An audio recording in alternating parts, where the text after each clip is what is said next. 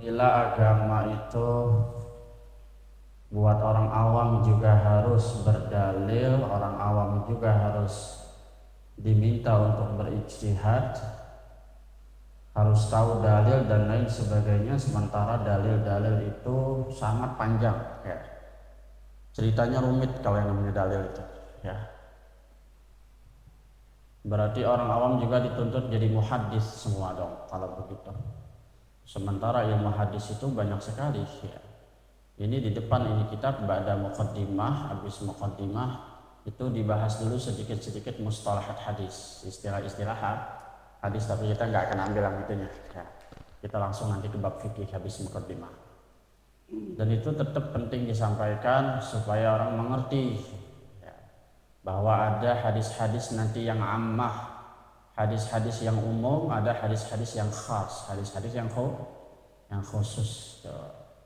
Kadang-kadang hadis yang umum bisa ketiban dengan hadis yang khusus. Nanti contohnya banyak. Seperti hadis masalah misalnya nanti di depan kalau kita bahas bab air, ada seorang wanita bertanya tentang sungai yang di belakang Madinah zaman dulu, di mana sungai tersebut itu dipakai buat mandi juga, buat wudhu juga. Di satu sisi orang pada buang bekas haid itu ke situ, popok bekas haid, bahan bekas haid, kalau sekarang pada buang pampers ke situ semuanya tuh di sungai di belakang Madinah, dan orang-orang bersuci. Maka para sahabat nanya ke Nabi, atau ada seorang perempuan nanya ke Nabi, bagaimana hukumnya? Maka Nabi menjawab, innal ma' la yunajjisuhu syai'un. Sesungguhnya yang namanya air hakikatnya tidak akan mampu dinajiskan oleh sesuatu yang lain. Yang namanya air tetap air, suci selamanya, tidak akan bercampur, tidak akan menjadi sesuatu yang lain walaupun terkena sesuatu yang lain. Itu kan hadisnya umum. Apakah semua air begitu? Padahal Nabi sendiri yang bilang. Nah, kalau orang awam asal ngapalin itu dalil tanpa tahu sejarahnya kan bingung nanti, repot nanti ya. Bisa-bisa air gelas aqua kecampuran daya cicak dibikin wudhu juga lagi, dengan alasan apa? Airnya nggak ngapa-ngapa, nggak kelihatan kenapa-napa, ada dalilnya kok. Padahal nanti ditiban dengan hadis yang khusus, yaitu nanti ada bahasalah hadis kullah. Hadis kullah itu air ukuran 2 kullah dan air yang ukuran ya di bawah 2 kullah. Disitulah nanti hadis itu disaring. Ya, dalam semua mazhab nanti ada sepakat, ada ukuran kullah, ada ukuran 2 kullah, ada ukuran kurang dari 2 kullah. Kullah itu nanti adalah istilah tentang zaman dulu itu ukurannya pakai kendi ya, zaman Nabi, kendi Baghdad, kendi Irak. Kalau sekarang pakai meteran, para ulama itu meterin ya. Ada yang mengukur dengan 2 kullah itu berarti 60 cm ke bawah, 60 cm lebarnya juga 60 cm. Kalau kolamnya seukuran itu maka itu dianggap 2 kullah, enggak begitu aja najis walaupun kena tai cicak sampai dia berubah. Nanti perbedaan pendapatnya di situ nanti. Jadi hadis-hadis itu nanti disaring. Dan itu rumit perkara itu. Kita sudah dituntut untuk ngikut ya, karena kita bukan ulama ya kemarin. Terusannya itu yang paling atas sebelah kiri, kalau bawa HP lihat tulisannya, lihat gambarnya. Wal 'ami mukallafun bil ahkam qat'an. Yang namanya orang awam itu hanya dibebani dengan hukum. Awas ini najis, awas ini suci, ini suci, awas ini najis. Awas ini haram, ini makruh. Itu aja kalau orang awam taunya, harusnya. Tanpa dituntut untuk mengetahui sumber dalil. Falam yabqa lahu illa ayyuqallidal a'immatil mujtahidin al-kamilin. Maka tidak ada tersisa lagi tuntutan buat orang awam kecuali mereka harus taklid. Jadi orang awam harus apa? Taklid. Jadi jangan mau dengar nanti orang mengatakan kita nggak boleh taklid buta, nggak boleh. harus tetap tahu dalilnya. Wah ini repot banget. Sampai ada tuh di Instagram, pokoknya saya kalau yang namanya agama saya ikutin aja udah semua. Walaupun itu Wahabi kayak Syiah saya ikutin biar nanti jadi perbandingan. Itu konten-konten mereka tuh konten-konten orang-orang, mohon maaf, orang-orang Salafi ya. Kalau guru saya anti banget ngomong Salafi, Wahabi gitu. Salafi itu kita. Kalau kita nih apa namanya ya, masih lembut dah karena mereka membahasakan dirinya siapa Salafi. Kita ngikutin imam besar Mesir Syekh Ahmad Thayyib. Syekh Ahmad Thayyib tetap nyebut Wahabi Salafi. Pokoknya orang yang ngaku salah begitu. Mereka bikin konten itu misalnya kayak masalah sutra. Wah, masalah sutra sholat, bagaimana hukumnya melangkahi orang lagi sholat di depannya, mana dalilnya? Qala Rasulullah. Saya bilang kalau orang awam soalnya gini repot, nggak ada yang kerja nanti, kerjaan ngapal hadis doang. Begitu juga masalah misalnya masalah masbuk, ketinggalan, begitu datang harus nepok pundak apa harus gimana, mana dalilnya? Qala Rasulullah. Ada lagi masalah kayak ngucapin salam. Nah, ngucapin salamnya unik. Ada dua pemuda kontennya Salafi, biasa khasnya baju cingkrang, ininya apa namanya, jenggot tebal, ini nggak pakai peci ya. Ketika mereka berjalan itu terpisah dengan pot kembang, ya misalkan katakanlah pohon lah, satu pohon gitu, pohon yang lumayan gede. Terus mereka mencar gini tuh, karena pohonnya di tengah-tengah kan, mereka lagi ngobrol, terus terpencar tuh pohon, mereka lewat tuh. Habis lewatin pohon mereka saling salam lagi, assalamualaikum, waalaikumsalam. Kenapa kamu ngucapin salam lagi? Qala Rasulullah. Wah kalau begini semua orang tuntut begini repot. Bang Syuradin gak naik jabatan terus nanti gara-gara ngapalin hadis. Gak fokus kerja ya, ngapalin hadis. Apakah semuanya begitu? Orang harus dituntut begitu? Mana dalilnya? Oh, repot banget. Hati-hati kamu itu gak ada dalilnya. Itu semua orang dituntut suruh tahu dalil nih. Kita kan udah ngikut ulama. Ayyu qalidal a'immatal mujtahidin al-kamilin, yaitu para ulama mujtahid yang sempurna. Jadi nanti tingkatan mujtahid itu panjang, ada mujtahid muhakkik, mujtahid mutlak, sekelas Imam Syafi'i namanya mujtahid mutlak. Artinya orang sekelas Imam Syafi'i memang harus bikin mazhab istilahnya. Nanti ada mujtahid muhakkik seperti Imam Nawawi, dia mujtahid juga, dia bikin mazhab juga, tapi mazhabnya dia adalah kembangan dari mazhab Syafi'i. Apa yang kurang dari mazhab Syafi'i disempurnakan. Nanti kita kalau ke depan bahas masalah air mustakmal, air wudhu, itu nanti akan ada perdebatan antara Imam Nawawi dan Imam Rafi'i. Itu terkenal. Mana yang dipilih, pendapat Nawawi atau Rafi'i? Ke bawahnya lagi nanti ada Ibnu Hajar, ada Imam Romli. Ibnu Hajar lawannya Imam Romli. Pendapat mana yang lebih kuat? Itu dua-duanya punya dalil. Nanti begini, kita besok mau ke Anyer nih. Ustadz Arif mau sholat asar, waduh kamar mandi penuh, ya kan? Nyemplungnya ke laut, niat wudhu, belum. Itu wudhunya gimana? Apa nyemplung aja terus bangun udah sah wudhu? Atau di dalam laut begini? Itu ada dua pendapat. Menurut imam nanti ada Imam Ibnu Hajar, ada Imam Romli. Nanti saya lihat lagi siapa yang pendapat dua ini. Menurut salah satu imam itu harus tetap tertib. Ngerti gak? Jadi di dalam laut kita tetap harus walaupun nyemplung. Tapi menurut satu imam lagi, nggak usah, orang udah kena semuanya. Jadi tertib itu ketika kondisi normal. Kalau kondisi nyemplung nggak usah tertib. Ngerti gak? Itu akan seru nanti. Padahal sama-sama mazhab Syafi'i. Karena induknya nggak ngebahas itu, maka bawahnya bahas. Ada lagi masalah air mustakmal nanti. Yang masalah air kita kalau di ember airnya diem, gimana caranya supaya nggak mustakmal? Nanti ada dua pendapat. Imam Nawawi bilang ini pendapat yang paling dipilih oleh orang awam karena emang menguntungkan orang awam, gampang soalnya. Kalau kita niat nyiduk air, nggak apa-apa kita nggak niat nyiduk air, maksudnya dalam hati saya niat ngambil air, bukan lagi make. Itu harus begitu tuh. Ngerti nggak nih maksudnya?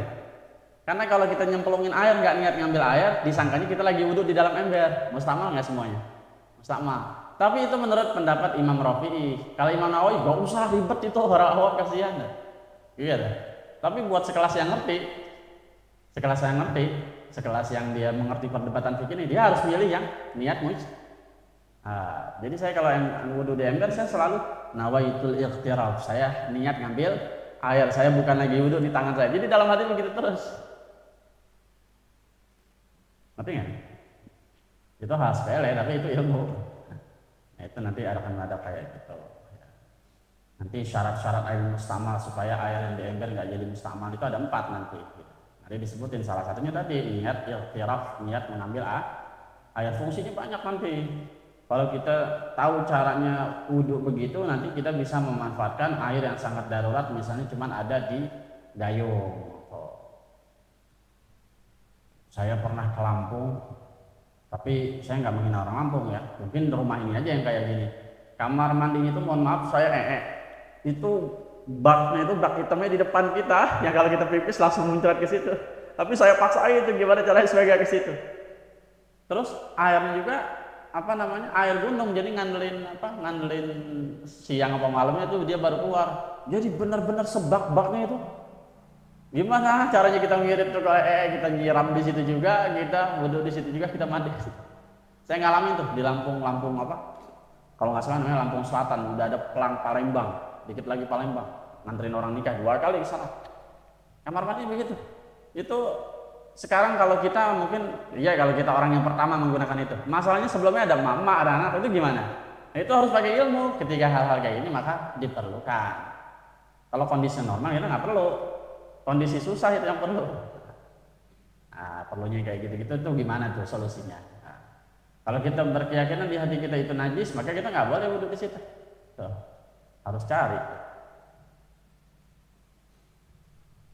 Pentingnya ilmu ya. Wa yas'alu ahla zikril arifin, dan mereka orang awam ketika bentok harus wajib bertanya kepada orang-orang yang ahli ilmu dan arif ya. Jadi bukan cuma ahli ilmu tapi arif itu bijaksana ya. Jadi begini, mohon maaf, ada urusan misalnya talaktil. Nah, di dalam tafsir Ayatul Ahkam ya, tafsir Safwatul Tafsir Ayatul Ahkam Syekh Ali As-Sobuni, tafsir terbaru tuh, bagus tafsir. Itu karena Umar itu amdot talak as-salat di kalimatin wahidah. Jadi Umar bin Khattab melakukan hukum yang baru yang belum pernah diberlakukan zaman Nabi. Nah, ini caranya Imam Syafi'i sama, niru Umar bin Khattab. Ya, jadi cara berpikir Imam Syafi'i sebenarnya niru Umar bin Khattab, makanya ada mazhab baru. Ya, ketika gurunya sudah pada bikin mazhab, Imam Syafi'i tetap bikin mazhab baru karena cara berpikirnya sama seperti Umar bin Khattab. Dulu Umar bin Khattab begini, melihat fenomena semakin luasnya Islam, maka tabiat orang kan berbeda-beda, dari bangsa Persia, bahasa Majusi, bangsa Romawi, itu orangnya beda-beda. Cara berumah tangga juga unik-unik. Nah, akhirnya Umar sering dengar laporan sebagai khalifah, ini ceritanya Umar udah jadi khalifah. Orang gampang banget nyerain bininya. Talak tiga. Itu fenomena baru yang belum pernah ada zaman Nabi. Kalau zaman Nabi kan at-tolak marotain, tolak 2 kali. Ada Qurannya kan? Tolak itu 2 kali, kamu saya ceraiin, jatuh 1, masih bisa rujuk. Ya, nanti ada bab itu lain lagi masalah rujuk. Kamu saya ceraikan 2 kali begitu, masih bisa rujuk. Ketiga kali, maka harus misah. Maka Umar bin Khattab lihatnya, gampang banget ngomong cerai nih. Maka Umar bin Khattab mengambil keputusan sebagai khalifah, sebagai presiden istilahnya. Umar bin Khattab memberlakukan barang siapa orang yang sekali ngucap, saya talak, kamu talak 3, maka jadi langsung talak 3. Itu belum pernah terjadi di zaman Nabi. Maka semenjak itu hukum berubah. At-talaqu marratain dihapus dengan hukumnya Umar bin Khattab. Jadi Quran kalah sama Umar. Sebenarnya nggak begitu, emang begitu hukum. Ya. Itu tergantung kebijaksanaan. Itu namanya arif. Jadi orang yang arif itu bikin hukum melihat kondisi.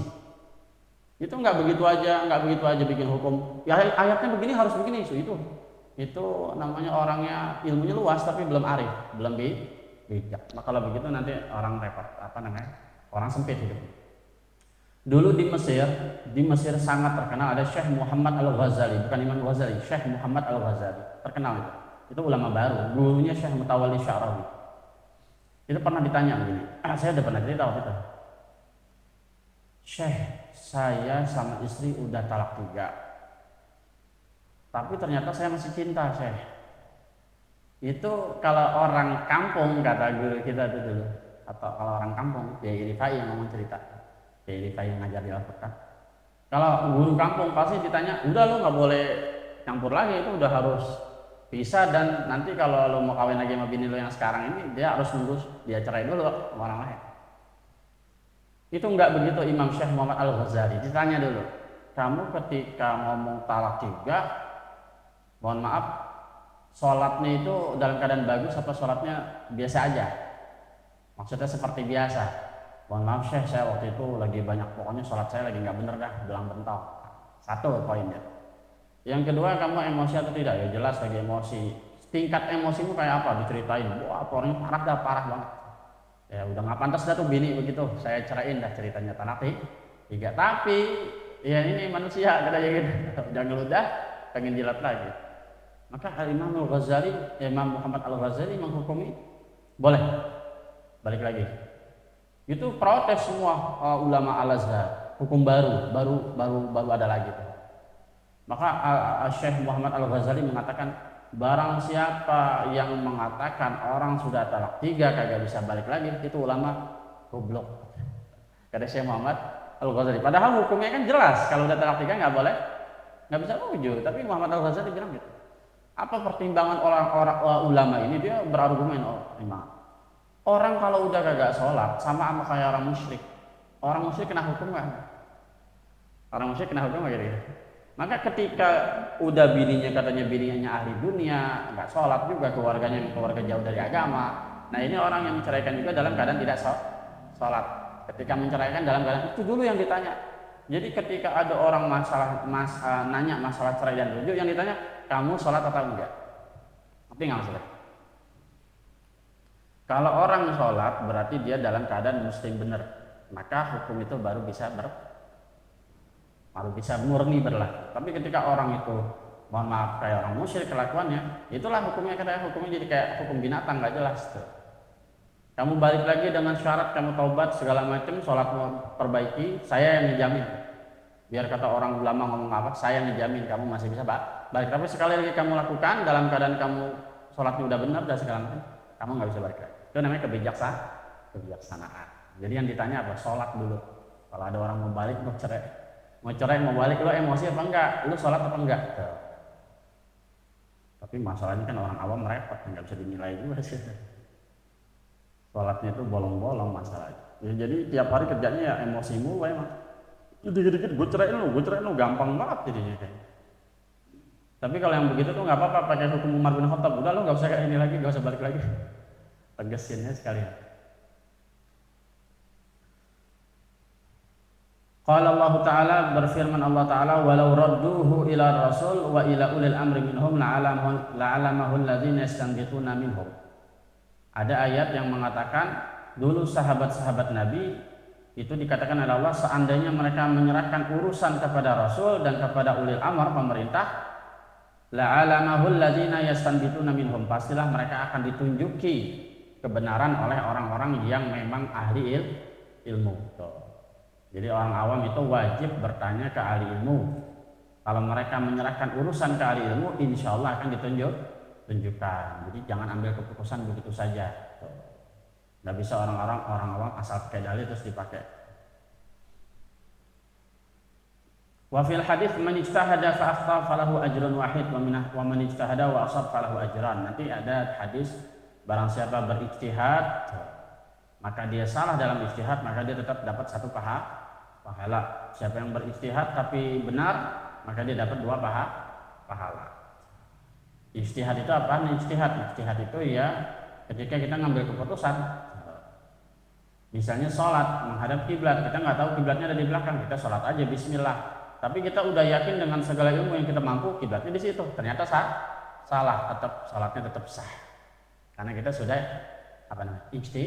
ijtihad itu melihat tanda-tanda alam.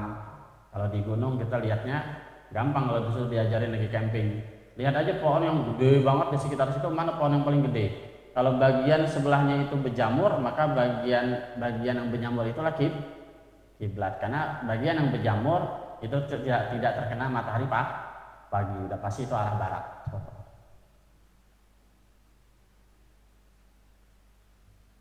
Tapi ketika dia lagi sholat, kemudian ada yang negur kiblatnya di belakang, maka dia harus muter ke belakang. Saat itu juga jangan dibatalin, muter aja udah ke belakang. Yang sebelumnya udah dianggap benar. Wa qad warada fil Qur'an wa sunnah ma yadullu ala taqriril ijtihad. Sungguh telah disebutkan di dalam Quran dan sunnah, yaitu ada yang menunjukkan taqriril ijtihad, yaitu kebenaran orang-orang yang berijtihad, orang-orang yang mengambil hukum. Famin dzalika anna sahabah anhum ijtahadu fi hayatihi alaihi salam kama fi qissati Bani Quraidah. Nah, ini ada kisah yang sangat terkenal kalau masih keburu waktunya. Ada kisah perang Bani Quraidah. Perang Bani Quraidah di mana Nabi sallallahu alaihi wasallam itu lagi bikin khandaq, yaitu parit. Parit untuk menjaga menghalau musuh. Karena orang semuanya sibuk bikin parit, orang-orang ya namanya parit kan panjang, mengelilingi kota Madinah, butuh orang banyak. Maka orang yang ada di pusat kota di Masjid Nabawi itu hanya orang-orang yang perempuan, orang lemah dan anak-anak kecil. Tiba-tiba Nabi SAW dapat wahyu tentang pengkhianatan orang-orang Yahudi yang di belakang di Madinah. Yang seandainya orang Yahudi itu usil ke Masjid Nabawi yang waktu itu nggak ada Nabi dan orang-orang kuat karena lagi pada keluar, maksudnya lagi bikin parit di pinggir kota, maka nggak ada lagi musuh yang bisa, nggak ada lagi penghalang yang bisa menghalangi kejahatan itu. Habis itu pasti Masjid Nabawi. Bahkan perempuan-perempuan pastilah dibunuh, anak kecil dibunuh. Ketika mendengar pengkhianatan itu, Nabi SAW ketika perang itu sampai tiduran nutup kepalanya pakai sorban. Orang kalau udah begitu kira-kira gimana? Stres. Itu sahabat kacau. Ya. Maka ditanya, ya Rasulullah, kenapa ini ada kabar pengkhianatan Yahudi di belakang? Maka setelah selesai itu perang Khandaq yang namanya perang Ahzab itu, perangnya nggak sampai perang benar. Tapi karena terhalang oleh parit, tapi itu perangnya perang urat syarat karena udah capek ngerjain parit tadi untuk menghalau musuh. Tiba-tiba di belakang Yahudi pada ngebrontak. Yahudi pada ngerendeng di dalam hatinya atau sesama mereka, apain kita ngikutin Muhammad? Udah kita batalin aja perjanjiannya segala macam. Nabi dengar tuh, ternyata orang-orang Yahudi dan orang-orang munafik itu masih menyimpan rasa dendam yang mendalam kepada Nabi. Nabi kecewa. Akhirnya mundurlah Nabi dan para sahabat ke belakang ke Yahudi Bani Quraidah, diperangin. Saking Nabi SAW ketika wudhu istirahat habis selesai perang Khandaq, perang Ahzab, itu di dalam kitab Ar-Rahiqul Maktum Nabi didatangi malaikat Jibril. Ya Muhammad, kamu ngapain? Saya istirahat. Kenapa pedangmu disarungkan? Keluarin lagi. Sesungguhnya malaikat itu belum menyarungkan pedangnya. Maksudnya malaikat siap nunggu komando Nabi untuk merangin yang di belakang dari Bani Quraidah. Karena sahabat disangkanya perang udah selesai karena tadi parit udah jadi dan nggak ada musuh yang bisa banyak masuk, hanya beberapa orang. Pertarungan Ali dan ya duel gitulah, duel mati, duel kalah. Akhirnya selesai perang urat syarat, nggak terlalu parah kan. Tapi malaikat Jibril katanya malaikat belum memasukkan pedang ke sarungnya, artinya nunggu komando Nabi. Nah Nabi ini istirahat lagi wudhu. Maka kata Nabi, baik kalau gitu kita berangkat. Saking Nabi gregetnya untuk memerangi Bani Quraidah, Nabi ngomong begini, la yusalliyanna ahadun minkum al-asra illa fi Bani Quraidah.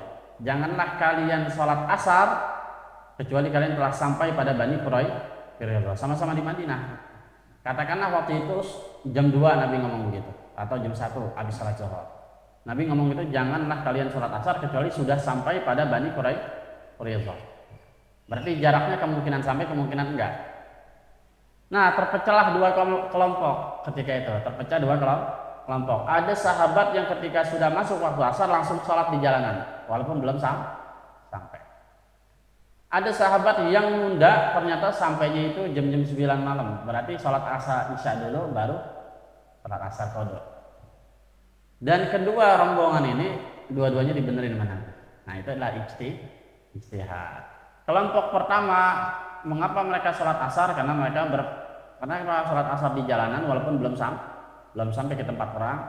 Karena mereka menggunakan hafizu ala sholawat wa sholatil wusta. Jagalah waktu-waktu sholat, intinya kayak gitu. Jadi kalau udah waktunya sholat ya sholat. Itu yang kita pegang. Ada lagi sahabat mengatakan Nabi SAW itu adalah manusia yang mutlak harus diikutin karena dia wa ma yantiqu 'anil hawa in huwa illa wahyun yuha. Kalau Nabi suruh nunda sholat, itu perintah dari Allah, ikutin. Maka dua kelompok ini dua-duanya dibenerin mana? Ngerti nggak? Dua-duanya boleh, dua-duanya benar. Nah di situ namanya ijtihad. Jadi nggak asal ngambil keputusan, lihat dulu dalil.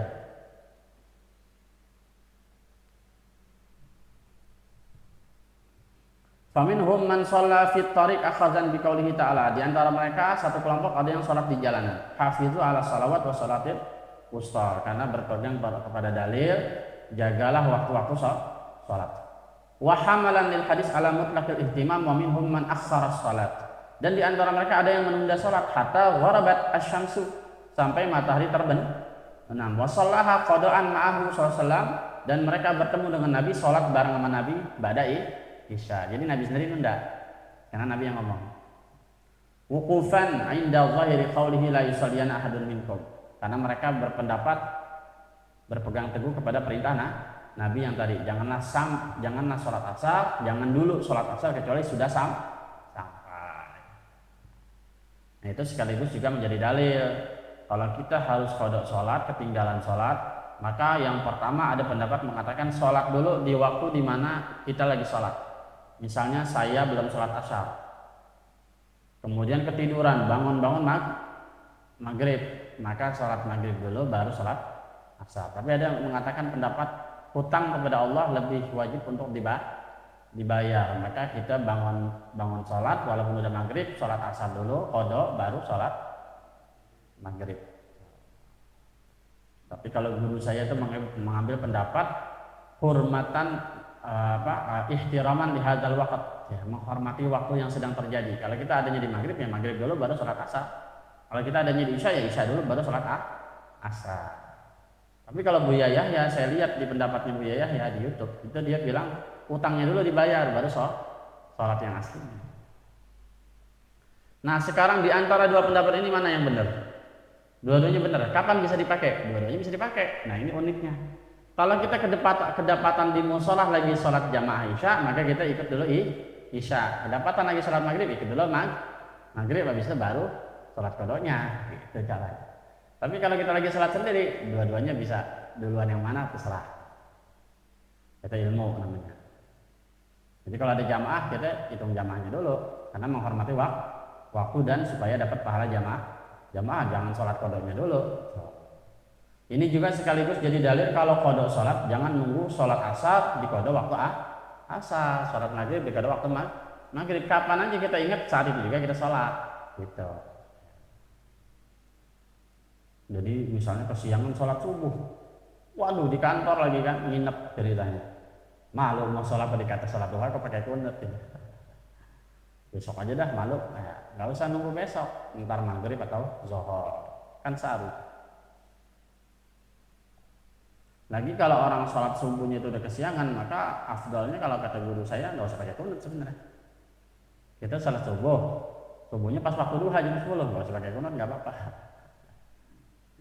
Kenapa? Supaya nggak jadi fitnah kalau ada orang lihat. Tapi kalau yakin nggak ada orang lihat, nggak apa-apa pakai kunut. Tapi kalau kita yakin takut ada orang lihat, maka itu jangan pakai kunut. Takutnya ada orang awam lihat sholatnya jadi rusak. Nanti orang awam niru, katanya begitu. Ada solusinya. Ya itu sepele tapi ilmu itu ya. Waqad amara Allah bi ta'atihi fan nabi alaihi salatu wassalam saubul ijtihad wa aqarrat ta'ifain ya. Sawwabal ijtihadain wa aqarrat ta'ifatain.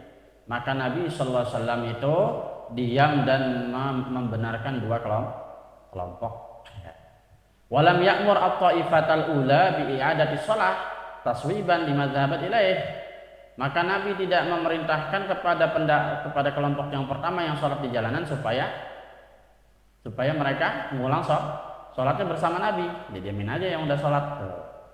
Wa ma'lum anna al-ijtihad la yakunu fil qat'iyyat bal fi dhanniyat. Yang namanya ijtihad itu sifatnya zonni, bukan qat'i.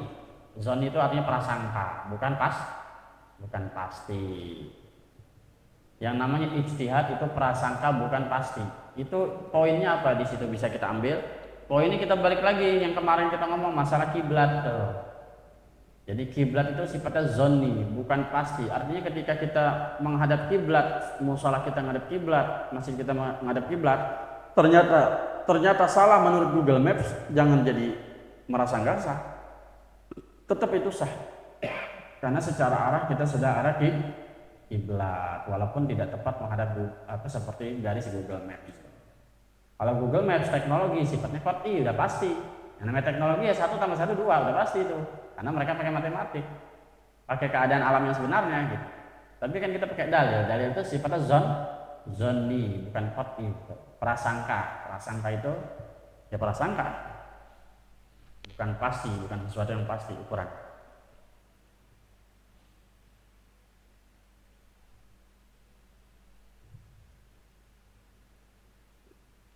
Dan ini kayaknya sudah selesai di sini muqaddimahnya, karena ini ke bawahnya makin rumit. Dikit lagi lah. Dzalika li anna ma'nahu syar'an badzlul mujtahid wus'ah fil husul ala hukmin syar'i. Yang namanya ijtihad itu maknanya adalah seorang mujtahid itu mengerahkan segenap kemampuan. Jadi yang namanya ijtihad secara bahasa apa sih ijtihad? Kalau sering dengar kata-kata ijtihad. Ijtihad apa sih ijtihad? Ya. Imam Syafi'i berijtihad, Imam Malik berijtihad, begini. Apa sih ijtihad? Ijtihad itu bazlul mujtahidi wus'ahu atau bazalal mujtahidu wus'ahu. Seorang mujtahid mengerahkan segenap kemampuan yang dia punya, baik itu ilmu, kemampuan berpikir, membaca tanda-tanda alam, itulah yang dilakukan Imam Syafi'i dan lain-lain sebagainya. Dulu Imam Syafi'i kalau dia lagi sumpah masalah ilmu itu dia tiduran. Pernah Imam Syafi'i terhalang pikirannya oleh 60 masalah fikih sehingga nggak enak tidur, nggak enak makan, bahkan sholat aja nggak enak. Ketika satu waktu Imam Syafi'i tidak bangun bertahajud, dia lagi sumpah karena melamun aja sepanjang malam, sampai dilihat oleh orang-orang, Imam Syafi'i lagi kenapa kau nggak sholat malam, malah melamun aja kata. Tapi setelah melamun begitu Imam Syafi'i mengatakan, sesungguhnya aku melihat jawaban itu ada di langit, ditulis di atas.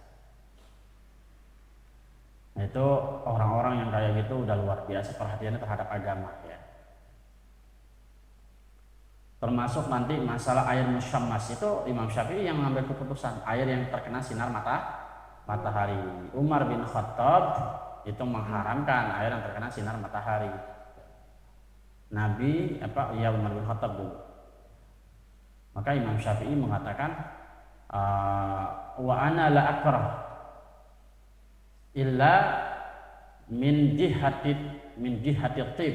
Kata Imam Syafi'i, saya tidak memakruhkan air musyammas yang terkena sinar matahari kecuali dari segi kesehatan. Jadi kalau kita yakin kita nggak ngapa-ngapa terkena air sinar matahari, maka itu nggak apa-apa, nggak jadi makruh. Maka di dalam mazhab Imam Syafi'i, mazhab kita di Indonesia tidak ada hukum air musyammas, air terkena sinar matahari, karena matahari di Indonesia itu cenderung sejuk, tidak separah di Hijaz atau di Hadramaut.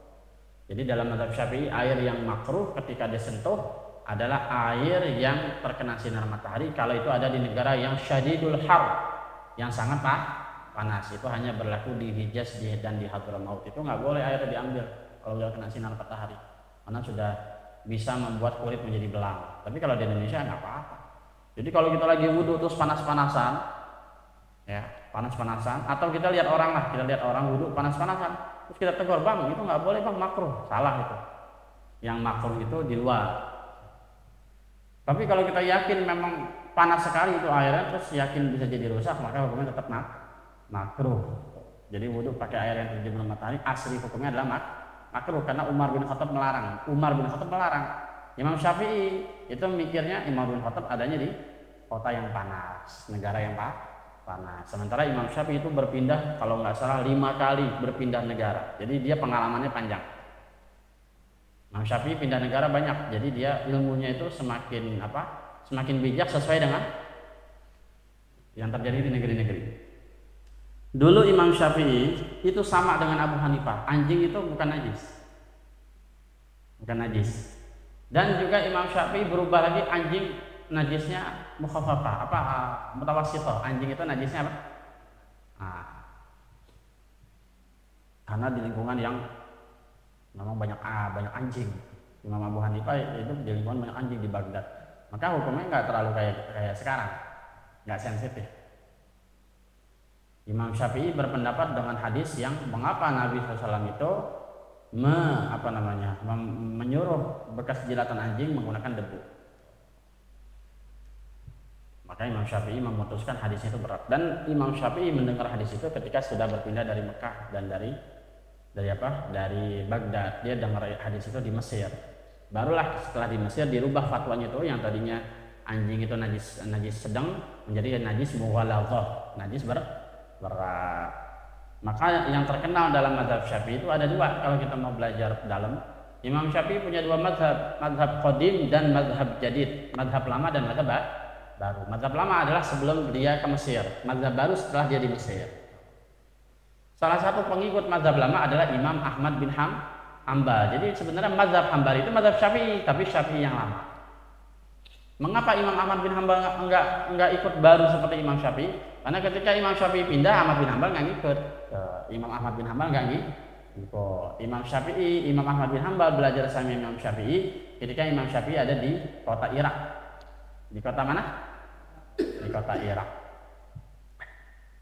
Rumit udah Pak, cengir-cengir ya. Ini biar tahu aja nanti kalau ada hukum-hukum berbeda-beda. Jadi jangan besok ada anjing masuk ke musola, jangan yang punya anjing dibunuh. Terus anjingnya dimatiin, kalau anjingnya mau kena masuk polisi ntar. Umat Islam sekarang sudah kalah dengan minoritas. Pemerintah sudah pro dengan orang kafir. Gara-gara apa? Ya yang bunuh anjing ditangkap polisi. Ya yang bunuh anjing tangkap polisi lah. Anjing kan mahal. Jadi kayak agama itu jangan dikit-dikit dibawanya sensitif gitu. Kayak masalah dulu yang anjing masuk masjid, terus orang ribut ya. Nah, ada ulama dai yang manas-manasin lagi maulid. Pemerintah sekarang pro orang kafir. Ini pakai mazhab, makanya pakai fikih. Makanya kalau dengar ceramahnya Gus Bah itu, orang yang berdebat masalah anjing tuh goblok-goblok banget, ngapain gitu. Jadi kalau kita mau bijaksana, anjing itu sebenarnya gini, bukan sesuatu yang sesensitif itu. Jadi sebenarnya, jadi Imam Syafi'i juga mengatakan itu anjing najis mughaladzah cuma berdasarkan hadis tadi doang, karena Nabi menyuruh bekas jilatan dibasuh dengan 7 kali basuhan, yang salah satunya bagusnya di awal dengan debu. Bukan berarti itu najis mughaladzah terus ada virus yang mematikan. Jadi dasarnya hanya itu. Jadi kita jangan terlalu sensitif gitu. Ya kalau bisa dijagain, kalau bisa bikin hukum yang untuk atas dasar itu, tapi jangan sampai itu menjadi keributan agama yang ujung-ujungnya jadi tawuran tuh. Ujung-ujungnya jadi rusak tuh. Kalau ada kampung Kristen, kampung Islam, tiba-tiba perang gara-gara masalah anjing. Orang Sunan Kudus saja bisa mengharamkan lembu, padahal lembu halal nggak? Halal, tapi diharamin di Kudus. Kenapa? Menghormati orang Hindu. Itu harusnya Sunan Kudus itu masuk agama kafir harusnya. Kok merubah hukum Quran? Itulah namanya orang arif, orang bijaksana. Bukan merubah hukum, tapi atas dasar kebijaksanaan sesuai yang berlaku sama kayak gitu. Sudah azan ya? Nanti aja ada apa nanya besok dan malam Senin. Nah itu namanya pembukaan daripada fikih, pemanasan. Insya Allah 2 minggu lagi masuk bab ayat. Tapi tolong ya bawa catatan. Saya lihat banyak yang nggak bawa catatan, jadi nggak perlu bahas fikih juga. Itu inti daripada muqaddimah yang sebenarnya masih 2 lembar lagi, tapi sudahlah selesai sampai di sini karena yang lain itu mustalahat hadis. Itu pemanasan aja nanti biar mengerti mengapa Imam Syafi'i itu berpikirnya begini begitu ya. Dan memang fanatik terhadap mazhab itu boleh, tapi jangan sampai menyalahkan mazhab yang lain supaya kita menjadi jelas. Dan kitab ini alhamdulillah nanti di hukum-hukumnya itu dibagi, semua mazhab itu dibahas, tapi diambil kesimpulan mana pilihan yang harus kita pakai. Ini uniknya kitab ini ya.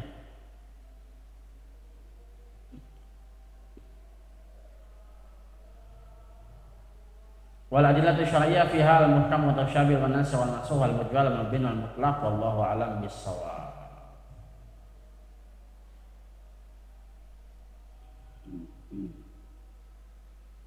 Sudah ya, saya lihat ini udah nggak ada yang perlu dihitung lagi.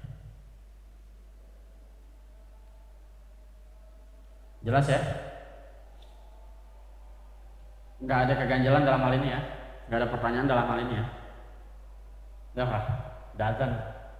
Dapat mau nanya kalau emang wudhu di musola sama masjid itu makruh atau haram, ngapain dibikin kolam wudhu? Ya benar juga sih pertanyaan itu, ngapain dibikin? Itu perkaranya panjang, rumit. Jadi sedikit aja karena azan. Hukum itu kembali ke diri, bukan untuk menghukumi orang lain. Jadi kalau orang lain pakai air musola, air masjid, jangan kita tegur kalau emang dia butuh. Yang kita tegur ketika main-main air, tegur, itu juga nomor yang benar. Tapi buat diri pribadi, kalau bisa wudhu itu di rumah. Kalau masih ada air, jangan ngambil air musola. Jangan, kalau masih ada sesuatu yang ada di rumah, jangan ngambil barang musola itu sebenarnya. Tapi kalau masalah di tujuannya bikin kolam wudhu itu emang buat orang yang perlu, termasuk kita kalau lagi batal wudhu segala macam. Ini itu perkara simpel, tapi benar juga gitu. Jadi jangan sampai ini masyarakat mentang-mentang rumahnya dekat musola, dekat masjid, mengandalkan dikit-dikit merami ke masjid, cuci motor di masjid, itu nggak boleh. Ketika begitu nggak boleh. Dan jangan lupa itu hukum buat diri, bukan buat menghukumi orang itu kok tiap hari ngambil air di masjid mulu. Jangan dia begitu, nanti jadi ribut. Tapi kalau diri kita, kalau bisa jangan begitu. Paham ya? Wallahu a'lam bishawab. Al-Fatihah. Auzubillahi minasyaitonir rajim. Alhamdulillahirabbil alamin arrahmanir rahim maliki yaumiddin iyyaka na'budu wa iyyaka nasta'in ihdinas siratal mustaqim siratal ladzina an'amta 'alaihim ghairil maghdubi 'alaihim waladdallin amin. Rabbana anfa'na bima 'allamtana rabbi 'allimna alladhina yanfa'una rabbi faqihna faqih ahlana wa qarabatil lana fi dinina Allahumma hdina bihudak waj'alna mimman yusari fi ridhak wa la tuwallina waliyan siwak wa la taj'alna mimman khalafa amraka wa asad hasbunallahu wa ni'mal wakeel ni'mal maula ni'man nasir la haula wa la quwwata illa billahil aliyyil azim wa sallallahu ala sayyidina Muhammadin wa alihi wa sahbihi wasallam alhamdulillahi rabbil alamin.